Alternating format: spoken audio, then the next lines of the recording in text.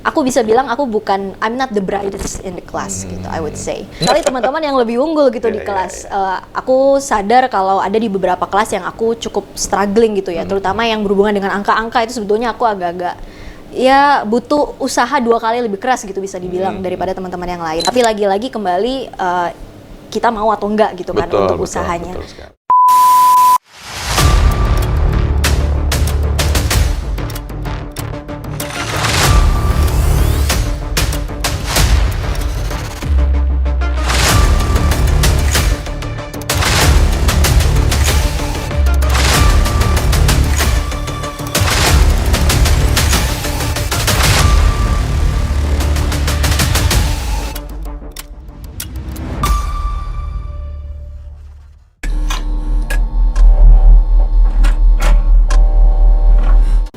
Halo kawan Richie semuanya, kembali lagi bersama saya Richie Wijaya dalam segmen Rich Talk. Dan kali ini kita akan membahas mengenai sustainability. Wah, hidup itu emang harus keberlanjutan. Jadi kalau misalnya teman-teman zaman dulu sama zaman sekarang bedanya apa? Salah satunya adalah konsep keberlanjutannya. Nah ini harus dijaga. Banyak orang yang sudah mencoba untuk mempelajari dan menerapkan keberlanjutan dalam kehidupan sehari-hari. Terutama untuk anak muda nih, PR yang sangat luar biasa besarnya. Nah, kesempatan kali ini saya kehadiran temen ya, yang boleh saya sapa dulu, ada Kak Anissa. Hai Kak Anissa. Halo Pak Richie, halo teman-teman. Halo teman-teman, terima kasih sudah hadir Kak Anissa untuk segmen kali ini dan terima kasih sudah hadir di YouTube channelnya saya. Nah Kak Anissa, boleh dong sapa dulu teman-teman dan memperkenalkan diri. Silakan. Halo teman-teman Rich Talk, salam kenal. Nama aku Anisha. Di sini aku sebagai mahasiswa yang aktif berperan di bidang sustainability dan beberapa proyek yang bergerak di bidang pendidikan dan kemasyarakatan. Salam kenal. Salam kenal semuanya. Oke, Kak Anissa ini salah satu mahasiswa di universitas swasta di Jakarta. Ya pasti udah pada tahu lah ya, karena saya adalah dosen pengampunya beliau gitu. Nah, Kak Anissa, kita mau bicara sedikit terkait dengan prestasi, boleh ya? Oke, karena boleh. Kak Anissa ini banyak sekali prestasi yang diperoleh nih selama menjadi mahasiswa aktif. Itu ya. Baik mahasiswa aktif saat ini sebagai di kampus Trisakti tercinta maupun sebelumnya di Universitas Indonesia. Boleh diceritain nggak nih kira-kira prestasinya apa saja? Oke, prestasi yang alhamdulillahnya aku raih selama menjadi mahasiswa, biasanya aku bergerak di bidang business pitching. Jadi waktu itu sempat menerima penghargaan juara 2 business pitching di Singapura. Oke. Dan waktu itu juga sempat menjadi pembicara terbaik di salah satu conference yang diselenggarakan sama PPI Malaysia waktu itu. Malaysia. Iya, nah kebetulan ini menariknya saat itu, aku saat ini menjadi mahasiswa jurusan bisnis ya Pak Richie. Tapi waktu itu saat sedang presentasi, itu topiknya bukan. kesehatan. Oh. Jadi iya, kebetulan research yang aku jalani gitu dengan tim itu kebetulan di bidang kesehatan. Selain itu juga aku sebagai juara 2 Duta Bahasa Jawa Barat. Ah, nice. Dan untuk prestasi terakhir mungkin sempat menerima exchange ya ke South Korea, tapi sayangnya aku belum berhasil berangkat nih teman-teman.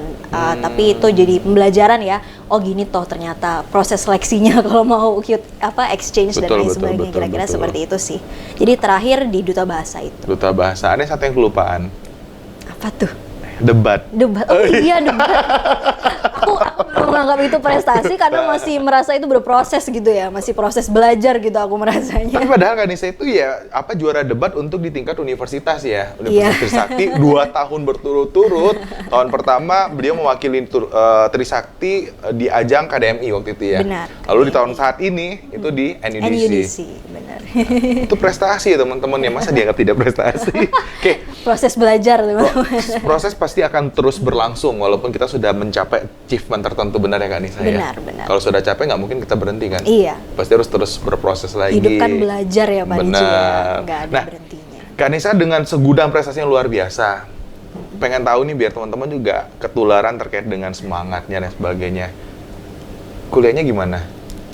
Wah, ini pertanyaan yang tricky ya teman-teman. Aku bisa bilang aku bukan, I'm not the brightest in the class gitu, I would say. No. itu cuma merendahkan aja. Aku merasa banyak sekali teman-teman yang lebih unggul gitu di kelas. Aku sadar kalau ada di beberapa kelas yang aku cukup struggling gitu ya, terutama yang berhubungan dengan angka-angka itu sebetulnya aku agak-agak ya butuh usaha 2 kali lebih keras gitu bisa dibilang daripada teman-teman yang lain.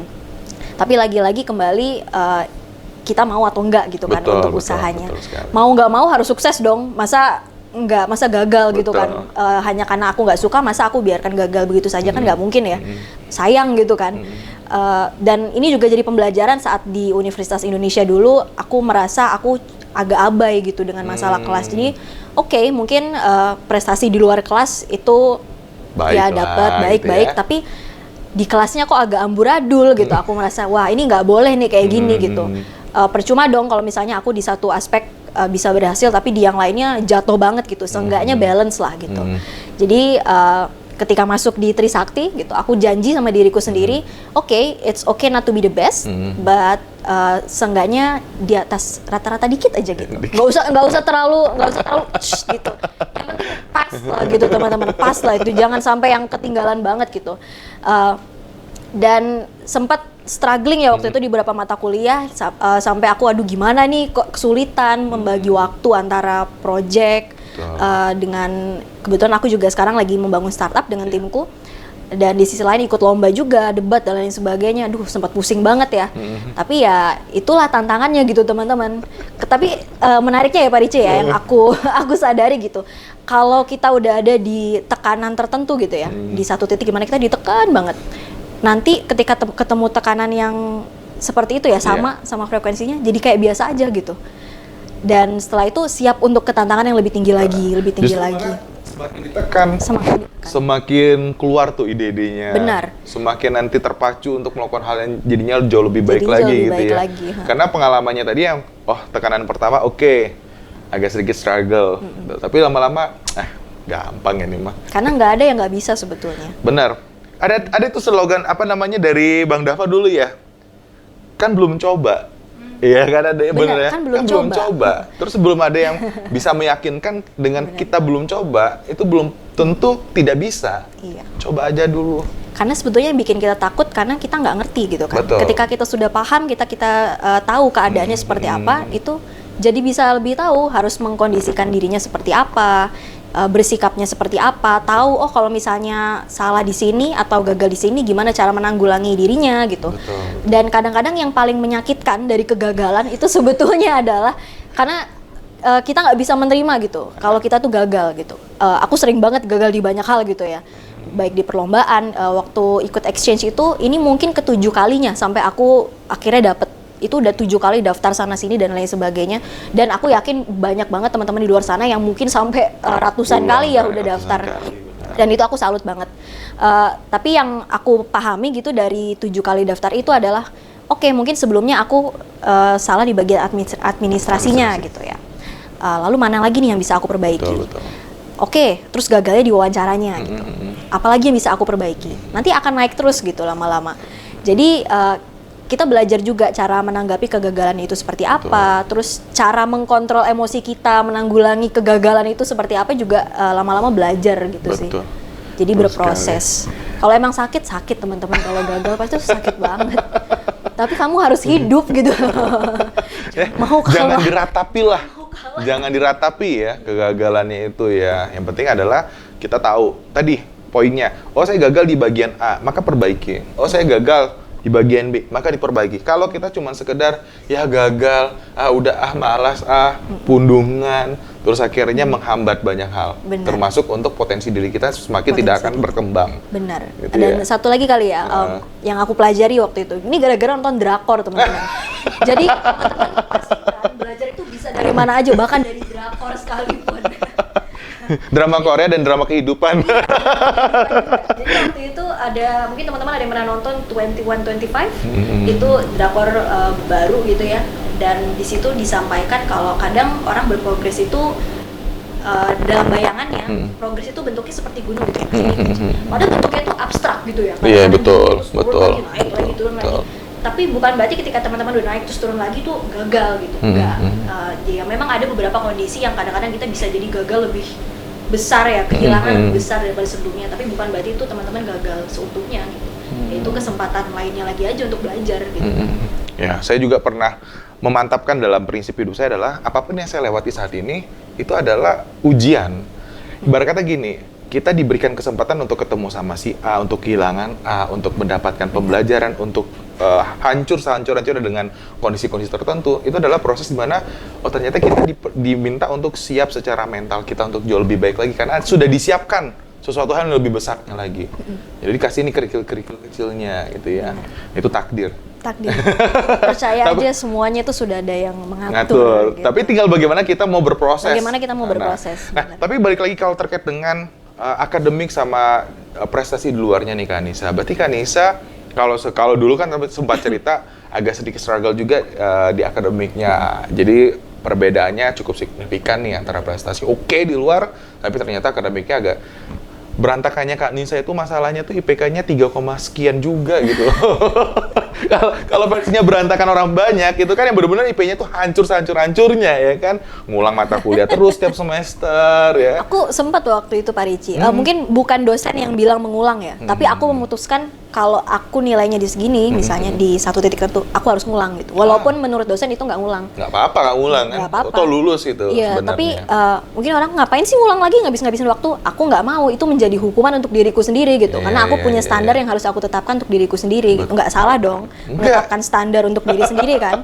Betul. Jadi ada sih beberapa mata kuliah yang aku merasa, aku nggak mau nih ketika lulus aku ngelihat ini di transkripku, lalu nanti berapa tahun kemudian aku nyesel. Mungkin kata dosen itu pas kok, ya udah lolos aja. Tapi karena ada apa ya, standar yang mungkin aku tetapkan untuk diriku sendiri, aku nggak mau gitu. Akhirnya aku ulang lagi, beneran aku ulang lagi. Jadi sebenarnya di transkrip nilainya ada yang nilai C nggak sih? Sudah diulang semuanya, sudah diulang, jadi nggak ada lagi. Kalau saya terus terang ada satu mata kuliah tuh transkrip nilai saya C, dan saya tidak mau ngulang, biarin aja lah. Nggak apa-apa, itu prinsip setiap orang kan berbeda-beda. Nah, tadi Kanisa kalau di luar sana banyak pasti teman-teman kita juga yang merasa, contoh nih, saya juga ketemu dengan beberapa mahasiswa yang nggak lah Pak, saya mau fokus sama belajar aja. Nanti terhambat dan sebagainya. Padahal kan ya, kalau kita melibatkan mahasiswa dalam kegiatan kompetisi, itu sebenarnya melatih mereka juga. Soft skill-nya terlatih, hard skill-nya juga semakin berkembang pastinya kan. Benar, karena akan ketemu banyak orang juga kan yang di luar sana. Nah, mereka melatih dari satu sisi aja, presentasi. Untuk menyiapkan bahan presentasi itu kalau di kelas, toleransi dosen mungkin agak sedikit luar biasa besarnya ya. Tapi kalau kompetisi kan nggak ada toleransi. Bener, nggak ada toleransi. Jelek, nggak akan lulus gitu kan. Intinya apa? Ini aku jadi berbagi juga ya. Bicara presentasi, karena kebetulan aku sempat ikut beberapa kali business pitching. Kalau business pitching itu kan pasti kita udah kejar-kejaran sama waktu. Betul. Ya Pak Ricci.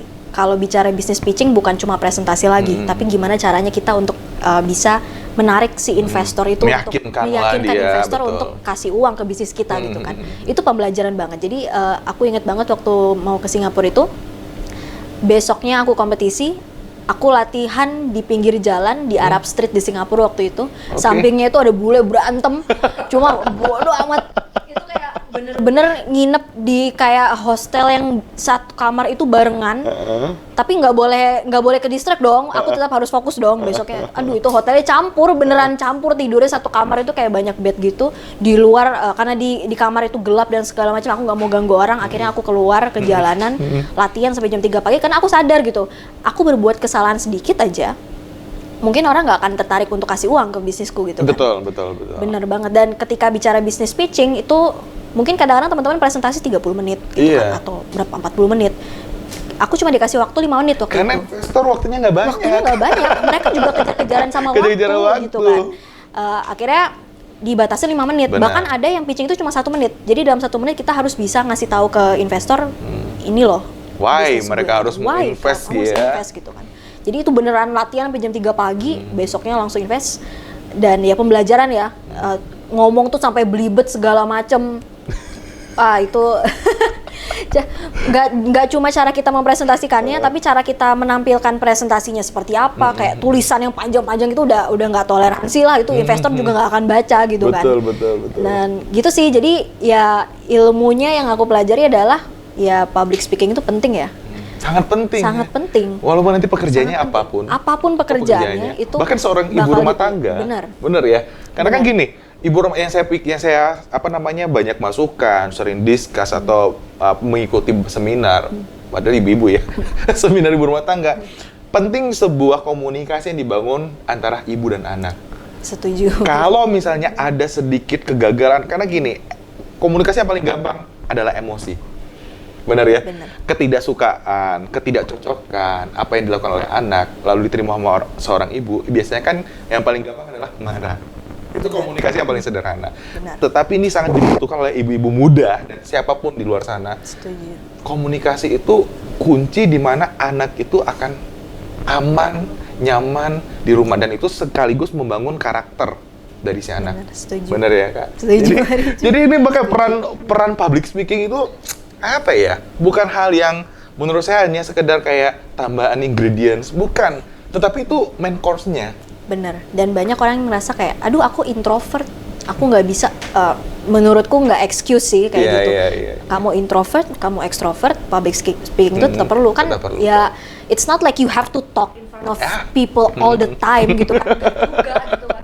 Kayak ya se-introvertnya kita pasti kita perlu bicara sama orang kan? Negosiasi setiap hari itu berjalan. Sekecil apapun deh, sekecil kayak beli aqua di pinggir jalan gitu kan?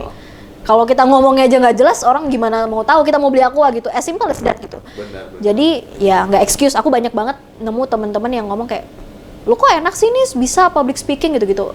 Well, gue sih introvert nggak bisa. Well, I am Sama. begitu. Aku juga introvert, tapi ya mau gimana lagi? Itu harus survive dong. Betul. Nggak bisa nanti kita ketemu orang terus gagal hanya karena nggak bisa ngomong gitu. Tapi benar sih, banyak orang yang excuse ya. Maksudnya dengan dalih tadi, gue introvert, gue Pisces, kayak karena dihubung-hubungin gitu loh. Ya benar nggak sih? Iya. Ya ini karakter, ya sebenarnya kan gini, karakter terus ada penglabelan atau apapun itu kan apa ya, ibarat kata hanya definitif aja orang ngasih lo label apa, ya udah, tapi tidak menuntut kamu tetap seperti itu. Sepakat nggak nih kita? Sepakat. Jadi teman-teman semuanya gini, karena Kanisa ini sangat luar biasa prestasinya tadi ya. Samping itu juga Kanisa sangat berperan aktif terkait dengan sustainability. Nah, banyak sekali hal terkait dengan budaya, terkait dengan lingkungan, terkait dengan tadi business pitching itu adalah salah satu bagian daripada sustainability. Iya kan, 17 pembangunan berkelanjutan itu harus tetap dijaga. Nah, mau cerita lebih lanjut nanti kita akan bicarakan di part berikutnya. Kalau gitu sampai ketemu nanti teman-teman. See you, bye-bye.